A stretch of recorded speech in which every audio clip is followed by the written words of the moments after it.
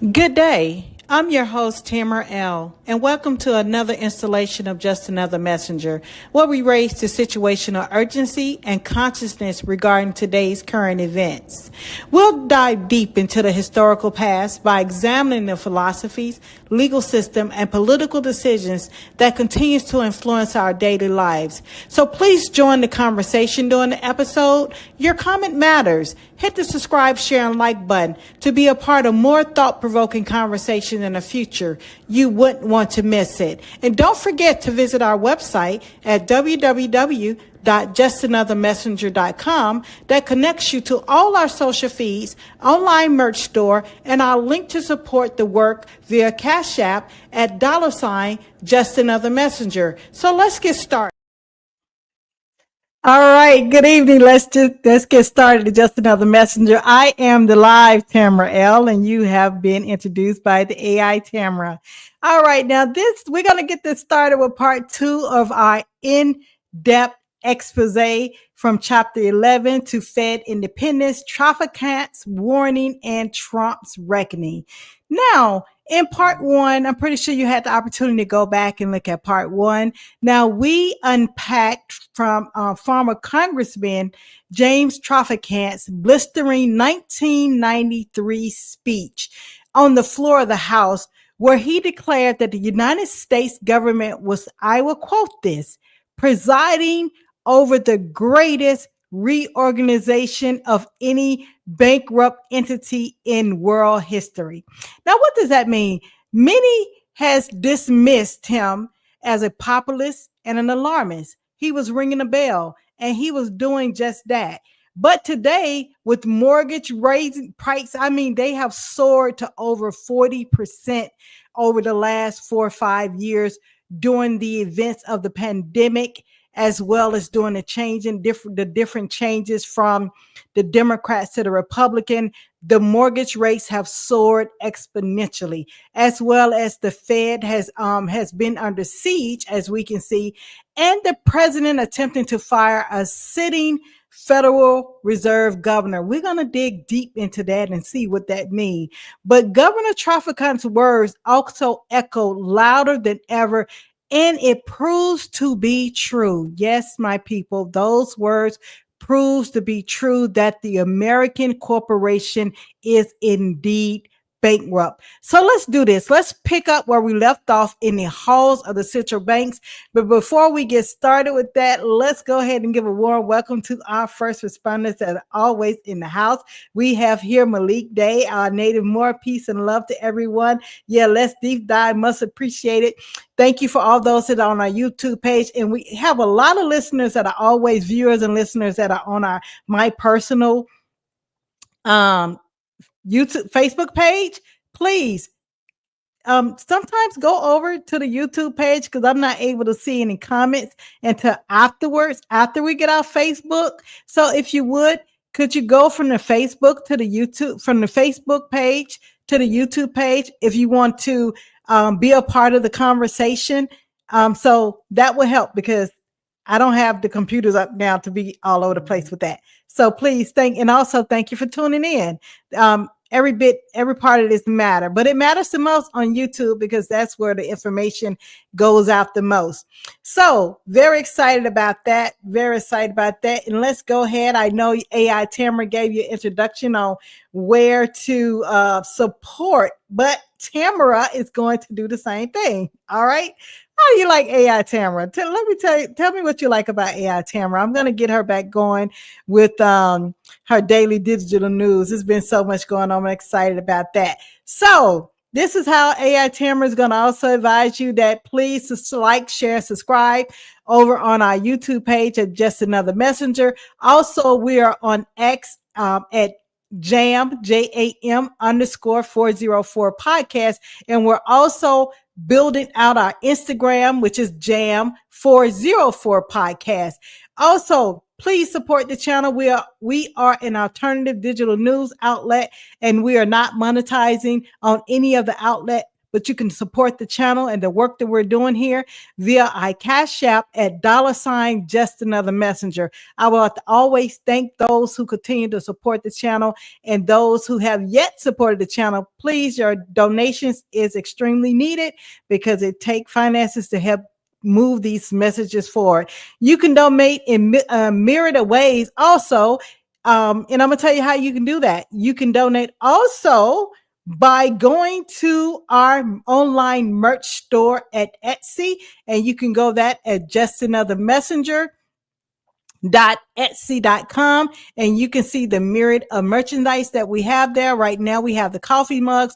We'll be rolling out the shirts, t-shirts, as well as the long sleeve shirts because the weather is changing. We also have canvas bag, and we also have digital downloads books, as well as adult and children coloring books. So yeah, take advantage of that. You can donate in more than one way by doing that. And also, if you or someone you know would like to be a part of the show, tell them to send a friendly email over to just another messenger podcast at gmail.com. All right, we have got our word out for today. Much appreciated to all that are here. Let me tell you, we have some covering to do here and unfolding here.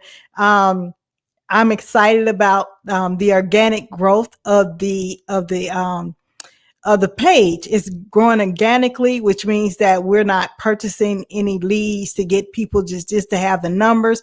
We want organic growth because it's going to move in a different way after our first year. So I'm going to reveal to you after this episode, we're going to have a long series, a 7-week episodes that deals, it's called misclassified. Oh my God. My team and I, we worked on this today. Classified, labeled Black, born Indigenous. We're going to do a 7-week episode starting next Wednesday, leading up to our 1-year anniversary on October the 21st. And on October the 21st, what we're going to do, we're going to open up the live feed for those who want to come in and be a part of the conversation and add content and build to that. So we're going to build up the model starting after our 1 year. And also, again, congratulations. We have reached over our 100 video upload. We are continuing to grow. All right, so let's do this. Let's go ahead and get into it, what we came here to do. But first, we got to have our disclaimer here. We got to move that out the way. Just Another Messenger is a platform dedicated to public education, historical awareness, cultural critique, and transformative discussions under the protection of Section 107 of the U.S. Copyright Act of 1976, commonly referred to as fair use. Just Another Messenger does not provide statutory counseling for any United States color of law jurisdictional proceedings. The content presented by Just Another Messenger may include excerpts of copyrighted material, such as images, audio, video, and written works for the purpose of criticism, commentary, news reporting, education, scholarship, and research. All such usage is non-commercial in nature and intended to stimulate the public discourse, raise consciousness, and support transformative learning. We do not claim ownership over any third-party copyrighted material used. All rights and credit belong to the original creators. If you are the copyright holder of any material featured and have concerns regarding its use, please contact us directly via email for prompt resolution.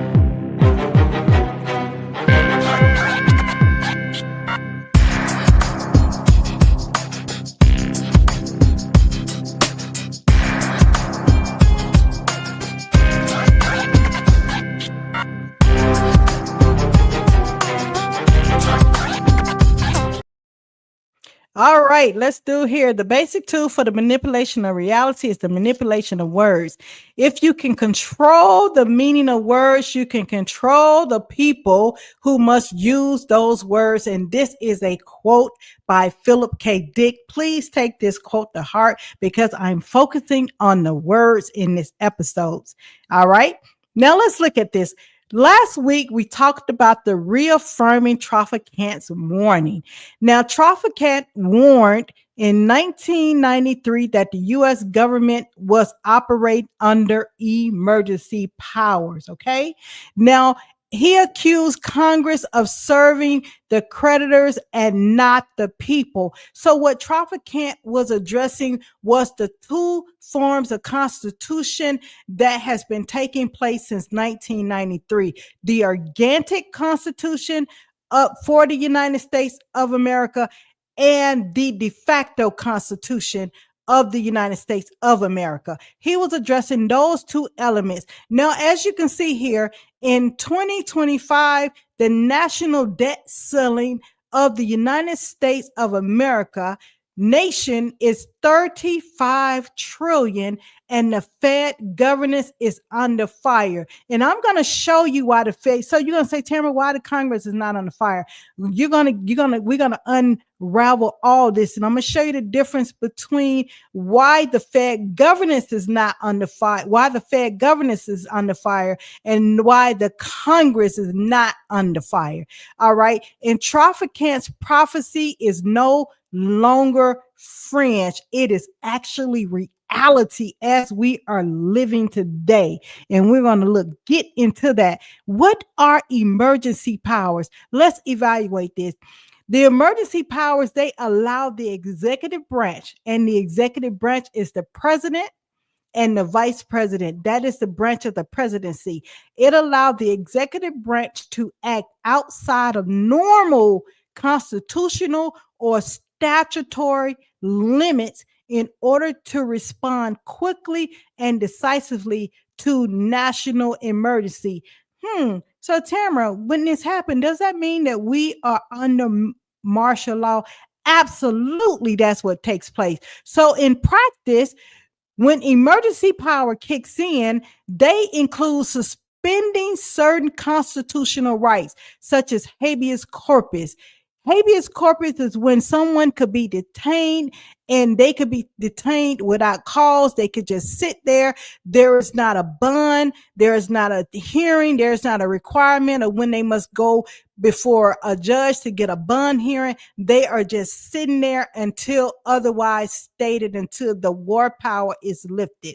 All right. And then there is also a declaring of the martial law, as well as restricting movement. So declaring a martial law. Now you have to understand the framework of what is the District of Columbia and what is a state of Georgia, Alabama, North Carolina. You have to go deep into the understanding of that, and you will truly understand how and why President Trump rolled in the guards, the National Guards, into DC, because it is a district, and a district is not a part. The 10 by 10 square mile of the District of Columbia is not a part of the United States corporation. It is separate. It is a part of the Vatican, Rome. It is a part of those three sovereign bodies. So that's why they're able to do that. Okay, well, Tamara, they rolled in the Federal Reserve. They rolled in the National Guards into California as well without the governor's consent. What was that? What does that identify? That has identified that California, Los Angeles, that area was now declared under martial law, war powers. You have to look at this in that content. Thanks for your donation. All right. And also, what can take place is freezing assets or seizing property. All right. And also issuing executive orders that bypass Congress. As of the installation of the 47th president, Donald Trump has issued over 40 executive orders. That's why those executive orders take place. Well, Tamara, have we always been in under executive orders or war powers? Yes, we have been under war powers or even semi-war powers since 1933. We're going to show that. We're going to show how we have been under war powers and why there has been a suspension of the organic constitution and a rolling in of the de facto constitution. We're going to show that here. We're going to go into that. And then for the next 7 weeks, we're going to unfold the misclassification. We're going to roll that and get real, true, concrete evidence of that. And then the last 7 weeks, we're going to have a working framework in the end. Now, under war powers has also become the controlling the economy, which is include wage and price controls. But the question you're going to put there in a question mark, who controls the wage, price controls, who controls the resource allocation, and who controls the monetary and credit control? You're going to see in the end. All right, hold on. Let's look at that, because let's go back. We talked about restricted movement. Let's look at a restricted movement that took place here, and that's because there is a war that's taking place called immigration. Now, in this picture, we're showing Barron Trump, along with President Donald Trump and his so-called bestie, Bo Loden, made a zealous attack against a TikToker by the name star Kobe Lane. And this is what we call restricting movement. All right. Now, we're going to say allegedly, because all the other outlets say allegedly. So we'll just stick with allegedly. It is inferred, and this came from the site of the bestie, Bo Loden. Now, who is Bo Loden? Bo Loden, he is a conservative influencer with hundreds and thousands of followers on his TikTok.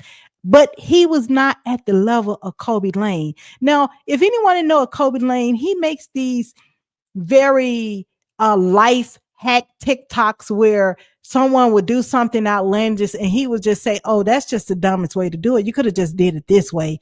I mean, some people just go out the way to just peel a banana. He was like, okay, you could have just peeled the banana this way. And he just became very successful with saying he was saying people, they're not using their common sense. He became very successful with that. And I guess Bo Louden, he was very jealous of the success that Kobe Lane was able to reach in his audience. So what did he decide to do? He decided to use his connections and influence with Barron Trump, because they were like they were the young gen millennials that were behind the scenes, helping to conjure up because you got to remember, this was Barron first time voting. So Barron wanted to be a part of it. So Barron took on the social media side and started pushing out.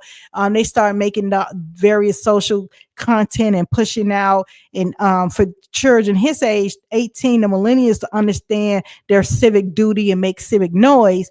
And so they start pushing out content, and as Bo Loudon's following grew, they grew the audience. They grew the MAGA audience bigger through the millennial generation, got them riled up. So Bo Louden didn't like that Kobe Lane had this notoriety, but his notoriety was not even political. He was not even on a political wave at all, because he is a foreigner. He is an Italian-born foreigner, all right? And so Loudon has said that Barron Trump and his best friend, that he visited Mar-a-Lago frequently. He visited there frequently. As you can see, he took pictures with President Trump and Barron to show there at Mar-a-Lago when they took this picture to say, "Hey, I'm in the club. I'm in the club." So he used his influence to be able to invoke the ICE against Kobe Lane. And there was a raid when Kobe Lane was flying in for a fashion show. ICE just so happened to be there to greet him. And it was on the contents that, he had a visa, and his visa were supposed to be for 30 days, and he went past his visa. But how many people politically or even immigration wise would have been checking on someone like Kobe Lane if they didn't have someone like a Bo Louden saying, "No, let me just test out my my connection and my friends and see what I can do." So, they were they say they were respectable about the process, and they allowed Kobe Lane to exit the country freely so he can have an opportunity to come back in the right way. He just overextended his visa for a couple of days.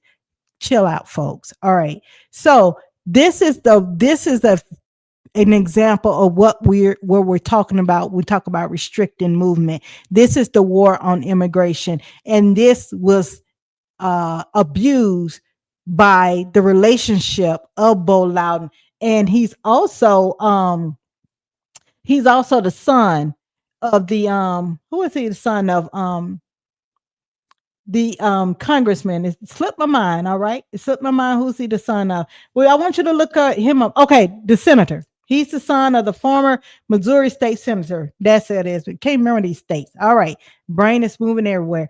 He is the son of the former Missouri State Senator John William Loden. So that who he is, John William Loden. He is the son of the former Missouri senator. So he abused his connections to have this young man deported from the United States and is overjealous. So this is an overreach that is taking place. We're talking about the war on immigration. All right. Now looking to this presidential emergency declaration is going down here. Now, as of 2025, as we talked about, over 40 national emergencies are still active, including the declarations on terrorism, which we talked about, and the declaration on terrorism is intertwined with immigration. You also have drug trafficking. You also have cyber threats. Now, the cyber threats, now this is how the um, they were able to swear in the AI executives of Palantir and things of that nature, because the president has the authority, because he's the commander in chief of the military, the Army, Navy, Air Force, Marine. He is the commander in chief. So as you can see by the statement, the declaration that we are under cyber threats. You remember you had the cyber threat that they placed under, we talked about in the bill where they put the TikTok bill within the war bill with Ukraine and Russia and Israel and Palestine. They put the TikTok into that bill to put the cyber attack within that bill, to be able to fund that, to be able to pay for the American people to purchase TikTok. All right.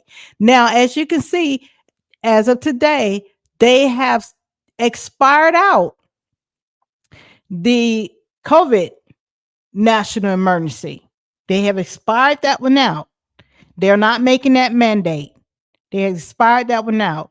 So, and also economic sanctions, and that's what we talk about. We get the tariffs at. That's where the tariffs come in at. All right. So as you can see, these national emergencies are still active till today, and it's going on. Now, let's look at the Fed board's legal architect. Let's look at the legal architect, but let's be clear about how the Federal Reserve works and why the president just can't snap his fingers and fire a governor. Let's look at that. Now, we're talking about this corporation, but we're going to get into the foundational sovereignty of this as well. All right. Now, let's look at the the Federal Reserve Board of Governors. It consists of 7 members, and each appointed by the president and confirmed by the Senate. All right. And they serve about 14 years. Now, that's longer than any senator. And it's designed that way. Why is it designed that way? Because the Fed is supposed to operate independent of any short-term political pressures, which means that the Federal Reserve Board they are non-partisan, which means it's not a Democrat or a Republican game when it comes down to the independent agencies. So all this, I'm red, I'm blue, the monkey can favor you. It doesn't matter when it comes down to the quasi. You say, what's quasi? A quasi entity is a public private entity of which which several independent agencies are, and we're going to get into that. So now there's going to be a big question mark. Who control the legislative body? Is it Congress that you elect, the elected congressional representatives, or is it the quasi QUASI tongue twister independent agencies? That is a question mark that you must ponder over. Is the legislative body controlled by Congress, the elected representative, or the quasi independent agencies? So once we get into that, you'll have a real full scope detail and you will stop the I'm Democrat, I'm Republican debate. Now, like I said, the governors can only be removed for a cause reason, which means misconduct or criminality. Now, Trump's attempt to fire Lisa Cook, it violates precedent, which is called the Humphreys Executor of 1935. Let's evaluate this. Who makes up the Board of Governors? Let's look who's in effect right now. Now, Jerome H. Powell, he is the chair of the Board of Governors. All right. Now, Philip N. Jefferson, he's also the chair. All right. Now, you have Michelle W. Bowman. She is the vice chair for supervision, and she was just recently appointed in 2025. You have Michael S. Barr. He is a governor, vice chair for supervision until February of 28-25. And we're going to show you why he resigned. But he also remains a governor through 2032. So he resigned as a vice chair for supervision, but he remains also a governor through 2032. Now, they're making this about now. Why are they making this about Lisa D. Cook, the governor appointed in 2022? We're going to show you why they're making this about Lisa. This is also about Christopher J. Waller. He's a governor serving since 2020. Now, all these are new. Some of them fall under Biden appointment, and some of them are now falling under Trump appointment. You know, and Trump requires loyalists, right? And they have a vacant seat, which was due to the resignation of Adriana Cooler, and that's in August of 2025. And it states that, you know, based off the notes that I found, that she's on the medical leave. Somebody done got on her nerve. She on the medical leave. All right. So let's talk about this. Let's get into this. What does this mean? The Board of Governors is the central policy making body of the Federal Reserve. So if it's the central policy making body of the Federal Reserve, who's the central policy making body of the United States? All right. The answer, Congress. Let's see how all this interplay. As you can see, they oversee the 12 regional reserve banks.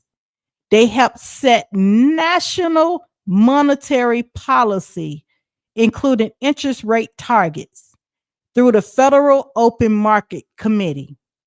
I thought the Congress in the Constitution states it was tasked to set the wages of the money. Now, it say the chair, vice chair, and the vice chair for supervision are selected from the sitting governors and confirmed separately with 4-year terms. I'm going to say that again. The chair, the vice chair, and the vice chair for supervision are selected from the sitting governors. Who were the sitting governors when Lisa Cook came into office? All right. One of them was Waller, Christopher J. Waller. Michael Barr came in at the same time with Lisa Cook. So we have to look and see who was those governors at the time, the board of governors. So the president is not involved in this appointment. It's a selected and confirmed separately with 4-year terms. All right. Now we're going to talk about this four clause. Remember, we said that in order for a president to be able to remove a board of governors, there must be cause. And it's not the president that's removing the board of governors. It's actually the notification that is presented to the president by way of the attorney general, by way of the other board of governors that play, and Congress through the Congress being aware that these changes must take place, because and it must be called to take place because there must be a congressional oversight hearing that must take place. And for a call, it's a legal threshold that requires the president or relevant authority to demonstrate one of the following: inefficiency, neglect of duty, malfeasance in office, criminal misconduct, or ethical violations in some cases. Now, for Lisa Cook, they're saying that she violated ethical violations because there's questions regarding residence. Now, we talked about, if you go back to part one, we talked about the definition of residence. We talked about that. Residence deals with status, abode.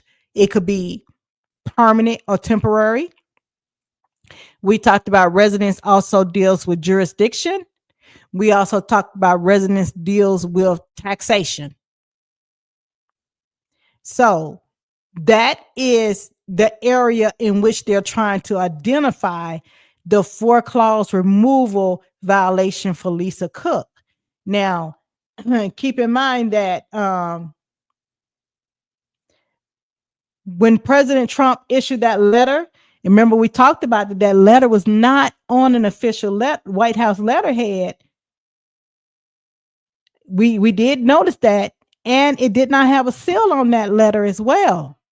When we identified that, we're declaring, so when Donald Trump did that and he was declaring that Lisa Cook was fired, now this is abrupting a lot of legal eagle scholars, as well as attorney at fact, and I would say pro se scholars around the country immediately raised the red flag. It was not on letterhead and there was not a seal. Once you can identify these things, you're able to get out of the box. You're able to get outside the box. You have to know what you're looking at. Now, we talked about that key precedents, right? We talked about what's being challenged here.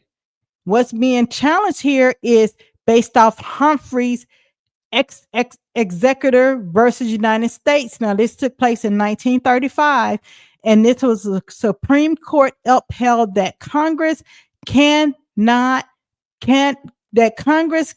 constitutionally protect independent agency. I'm going to read that again because I don't want that to be lost. Humphrey's executor versus United States of 1935 states, the Supreme Court upheld that Congress can constitutionally protect independent agency heads from at-will removal by the president. Who's in control of this show here? Is it Congress or is it independent agencies? Let's keep going. What took place here? Who's Humphrey? This took place when President Franklin D. Roosevelt attempting to remove William E. Humphrey. He was a commissioner of the Federal Trade Commission, FTC.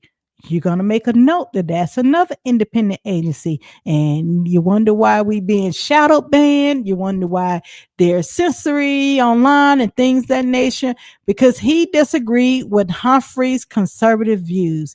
The FTC Act, however, said commissioners could only be removed for inefficiency, neglect of duty, or malfeasance in office. Now, where did these other two come from? Criminal misconduct and ethical violation. Where did, because this is stare decisis for inefficiency, neglect of duty, or malfeasance in office. It has to do with the office only.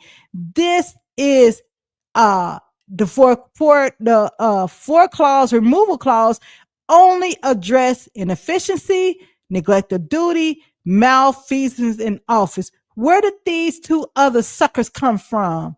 Criminal misconduct and ethical violations, because I could not find anywhere when I was digging where these two were put in as congressional add-ins to add in to the four clause removal clause. Let that sink in. We're going to let that sink in. We're going to let that sink in. We're going to let that sink in. And people, don't forget, like I said, don't forget to like and subscribe on YouTube. And, before we continue on going down this road, we're going to also, don't forget to remind you to continue to support the show via our Cash App at $ just another messenger, as we help this channel grow organically. So don't forget to do that. And don't forget, if you're on our YouTube, go ahead and get those like buttons up, smash that like button, share it out so people can see what's going on. And let's go ahead and keep going with this. All right. Now we talked about the key presidents that took place here. All right, we talked about Humphreys. Now, the Supreme Court ruled unanimously that FDR could not remove Humphrey simply for a political reason. It remains a foundational precedent in debates over executive authority versus agency independent. Who's controlling the United States? I told you, y'all got to put that question down. You got to dig into that. Who is behind the curtain? We see who's in the front. Who is the wizard behind the curtain?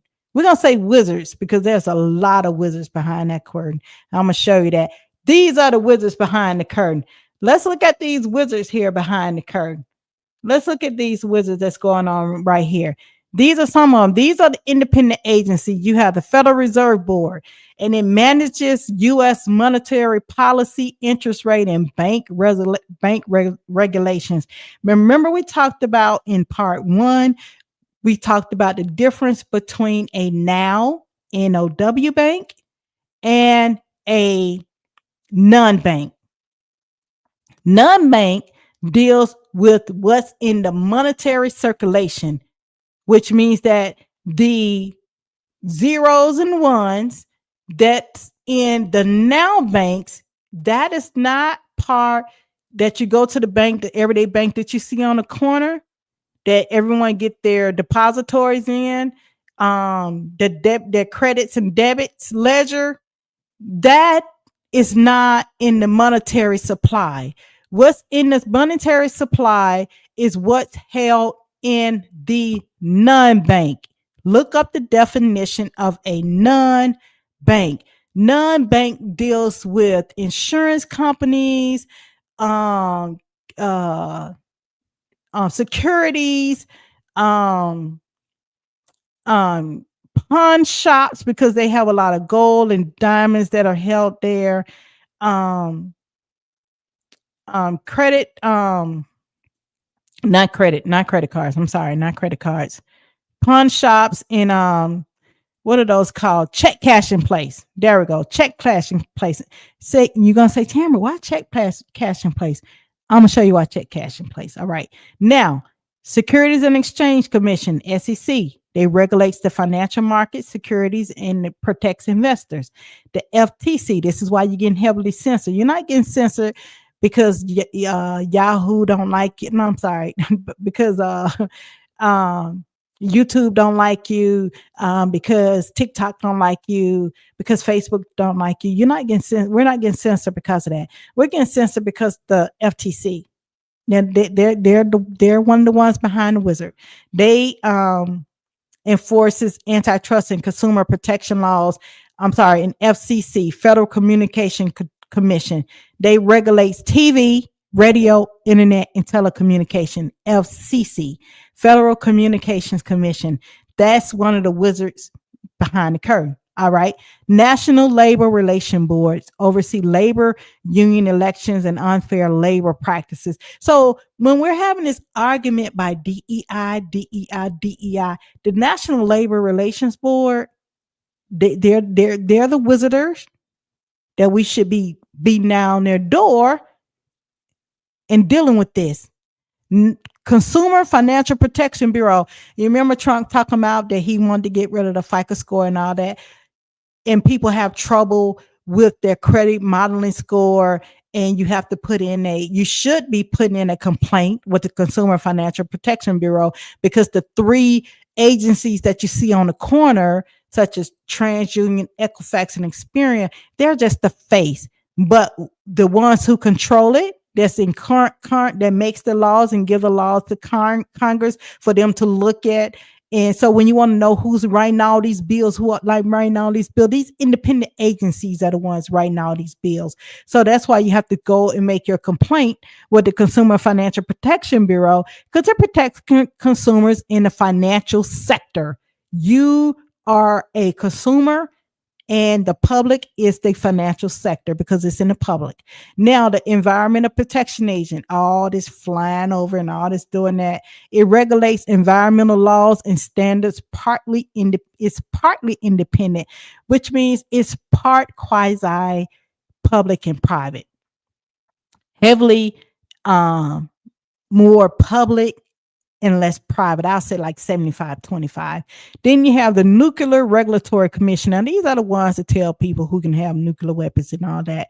And it regulates civilian use of nuclear materials and safety. There ain't no civilians utilizing no nuclear materials, so we know who you're regulating, all right? So you also have the Social Security Administration, in which they are trying to privatize to the hips. That's the administrate Social Security benefits, functionally independent. Now, this was only supposed to be a small wartime tax back in 1930 during the first Civil War, and this thing's been going on ever since. All right. Now you have the Central Intelligence Agency, the CIA, independent cabinet, reports directly to the Director of National Intelligence. Now, this is why we say the Postal Regulatory Commission, the PCR, this is why they are listed as a non-bank, because those money orders, that's international. Yeah. And it regulates the U.S. Postal Service pricing and operation. It sets the pricing model for the international movement of currency. Mail is the movement of currency. All right. Now, you also have the Equal Employment Opportunity Commission, enforces anti-discrimination laws in employment. Yes, go ahead and fill those out. DEA. People that are affected by DEI, go ahead and hit up the EEOC. Go ahead and flood their inboxes with complaints. All right. You also had a Commodity Futures Trading Commission, which regulates futures, swaps, and options. Now, when you think about that, you think about trading places. And when he was talking about the pork bellies, they're the ones who control that. Now, the Commodities Future Trading Commission, that's in connection. If you go look up the Buttonwood Agreement, that's in connection with the Buttonwood Agreement. And it also lets you know who are the controllers of the stock market. I would never participate in the stock market because you're participating in your own usurpation. All right, there you go. All right, the Office of Special Counsel. Ooh, now that is a good one. It protects whistleblowers and investigate federal personnel practices. So, is Pam Bundy doing her job? Mm-mm. So that's what they're for. Office of special counsel. That is the people, because you are the beneficiary. That is your attorney right there. That's your attorney. Office of special counsel. He's not going to turn you over. He can't turn you over.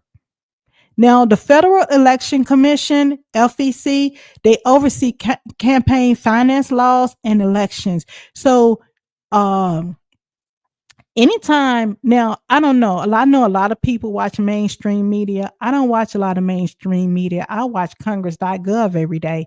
So when I'm sitting up there watching Congress.gov and I'm watching the meetings that they're having, they're telling the truth in the meetings. And some of those meetings, someone told me, I don't know how you watch that. So a lot of those meetings, yes, they're boring, but you will see how the mainstream media news will come out of that and spin the hell out of what they just heard in the meetings in the Congress for that day. And that's why you have just another messenger come on to just give you the truth.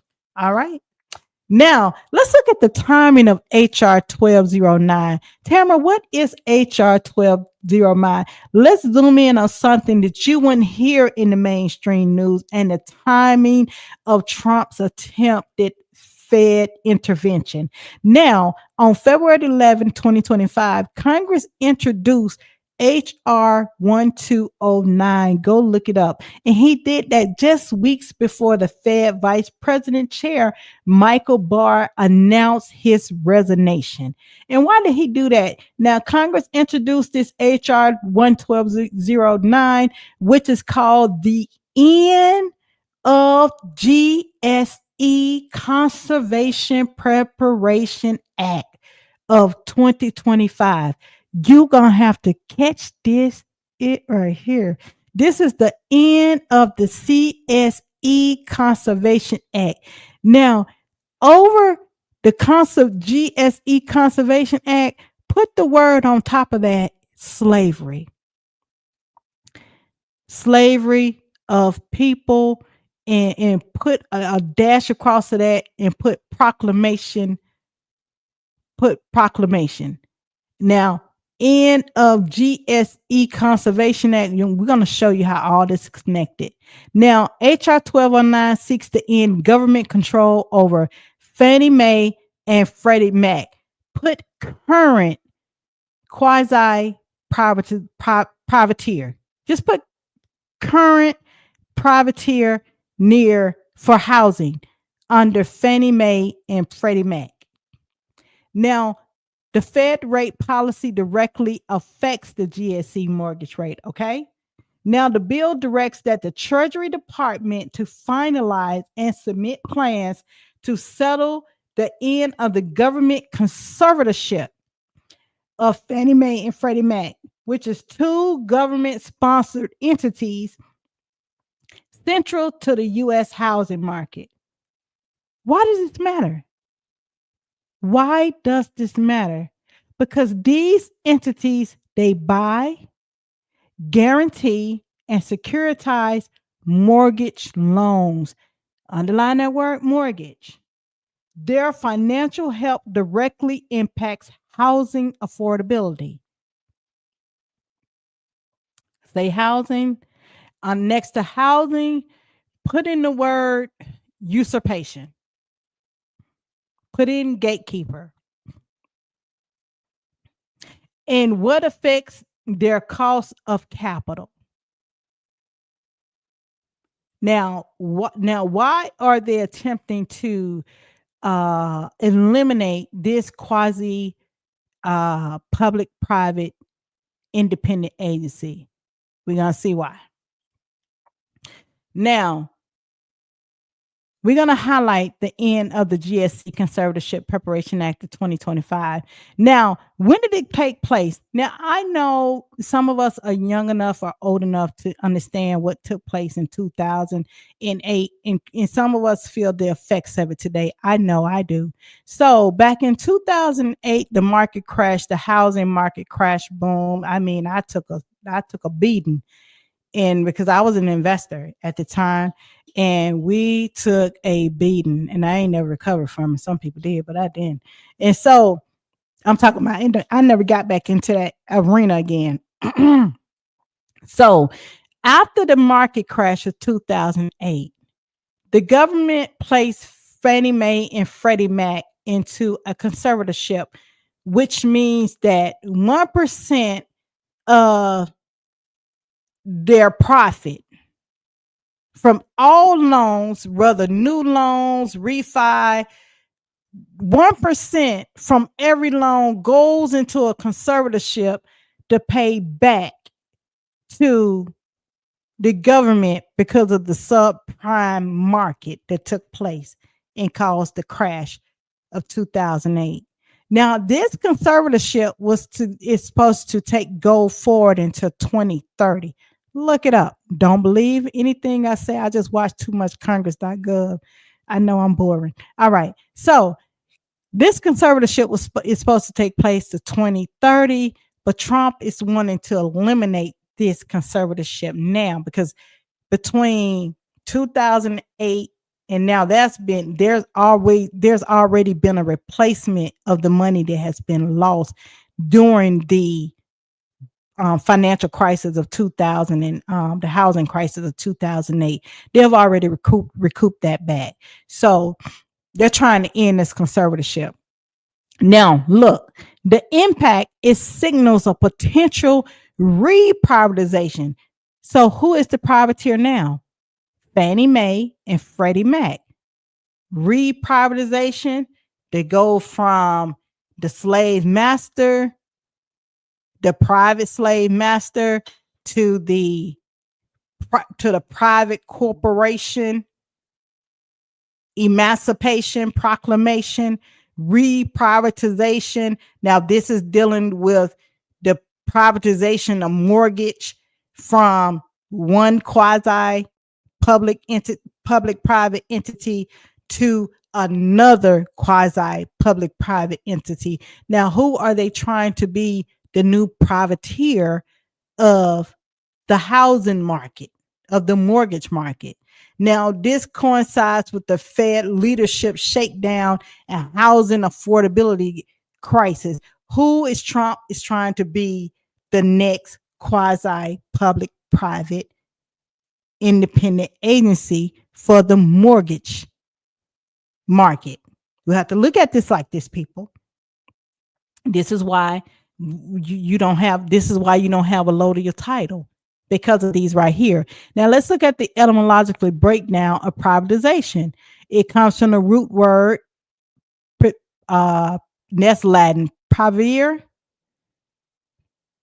which means to deprive or to separate, and it's related to privus, one's own or individual, to deprive or to separate.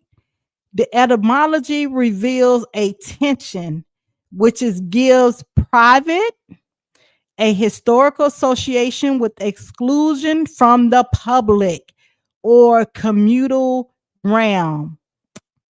So you think you own your house, you think you put in those 30 years, you think you got a mortgage, and you think that most people think I have a mortgage, so I'm in a different status from a person who is an apartment that rents an apartment. No, you're in the same status under this structure because you only have an interest because the mortgage is privatized and is separated from the public.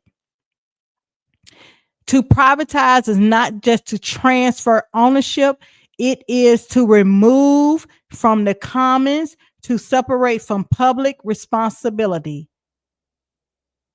That house is not your, that's why you continue to have to pay taxes on it, because you do not have ownership on it. You have what you call tenant in common. You have an interest on a dwelling that sits above the shelf of the land. All right. Now, the root prevere suggests loss as much as gain. It's a subtle critique embedded in the word itself. All right. So privatization means to deprive or to separate. So they want to re-privatize the mortgage in the land over to a new government agency. Now, let's look at the etymological breakdown of mortgage. Morgue, Old French Latin mortus, mean dead. Gage, Old French dramatic root wadi, which means pledge, security, or commitment. So mortgage literally means a dead pledge. All right. Are we there? Do you hear me now? Do you hear me now? Mortgage means a dead pledge, my people.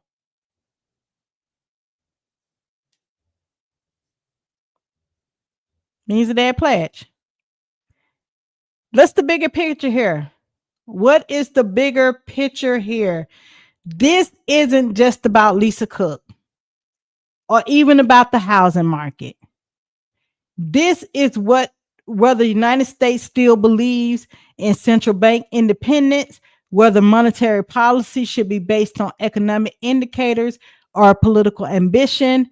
Traficant, he warned that we are no longer governed by the Constitution, but by emergency declaration and shady creditors. So the bigger picture here is the battle. It is the battle. It's a battle over sovereignty. And that sovereignty battle is indigenous sovereignty, continuation of foreign sovereignty, and financial sovereignty. So in the United States, we are witnessing the collapse of illusions and the convergence of truths long buried. What's unfolding is not just a policy dispute or bipartisan drama. We're not seeing an actor play going on. It is a multi-dimensional battle over sovereignty itself. And those three competing sovereignty clashing in real time, like I said, is indigenous sovereignty. That is the first one is the right of the first autochthonous nations, tribes, and the indigenous people whose land that was and remains that's to be rebranded Black, Negro, colored, and African American. It is a sovereignty that predates constitutions, borders, and banks. It is rooted in the land, in sacred treaties, and in the assertion that no foreign power ever lawfully extinguished their inherent right to self-determination. But indigenous sovereignty has been systematically undermined, first by colonial violence, then by legal fiction, such as the doctrine of discovery, and now by financial encroachment dressed as development, resource extraction, or economic assimilation. Now, then you have the foreign continuing sovereignty of the United States of America Corporation by way of the Treaty of Paris of 1783. The second one is like a ghost of an empire.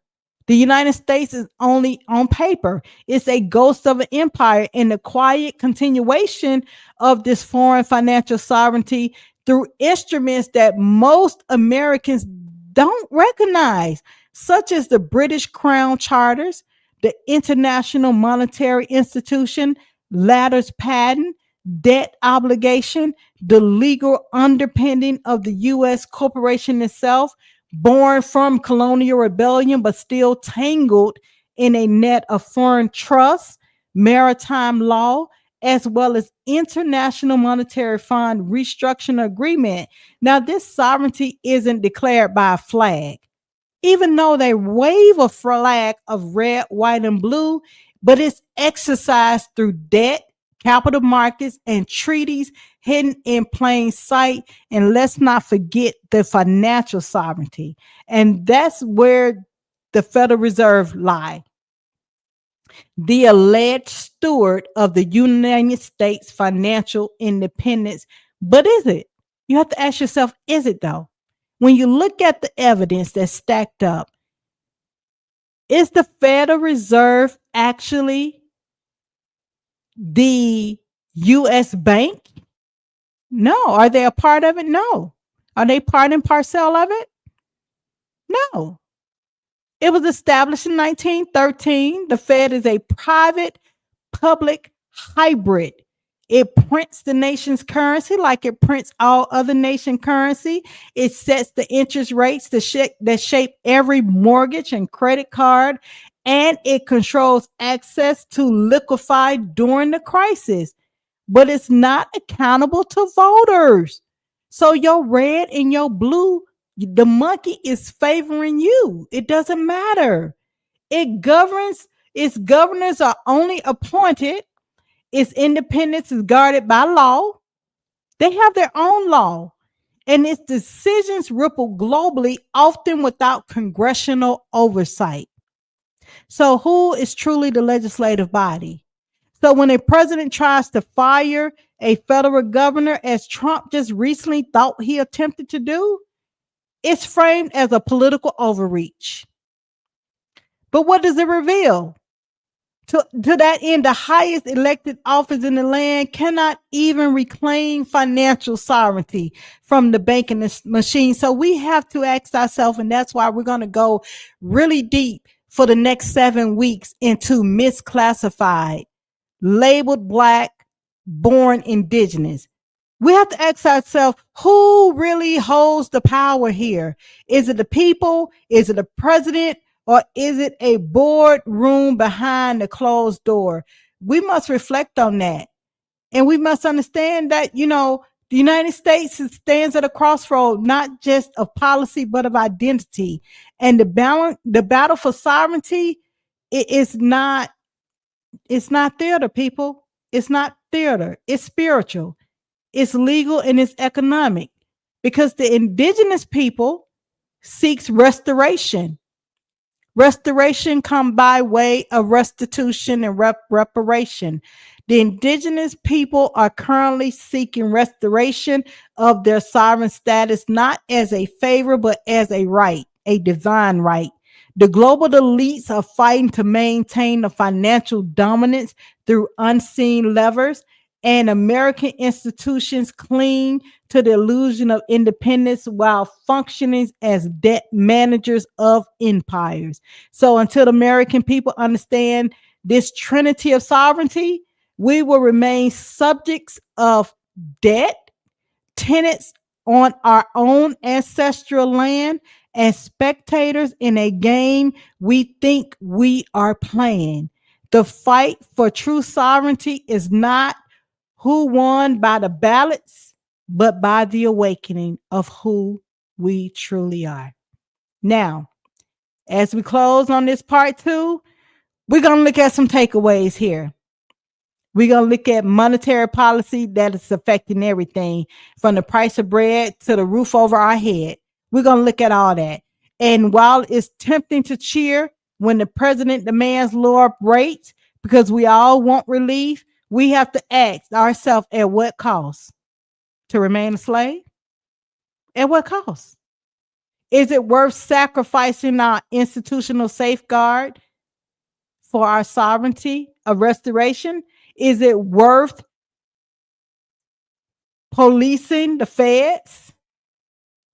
We have to really look at James Traficant, where he tried to warn us in 1993. But today, on Just Another Messenger, that warning sounds like a prophecy in reality.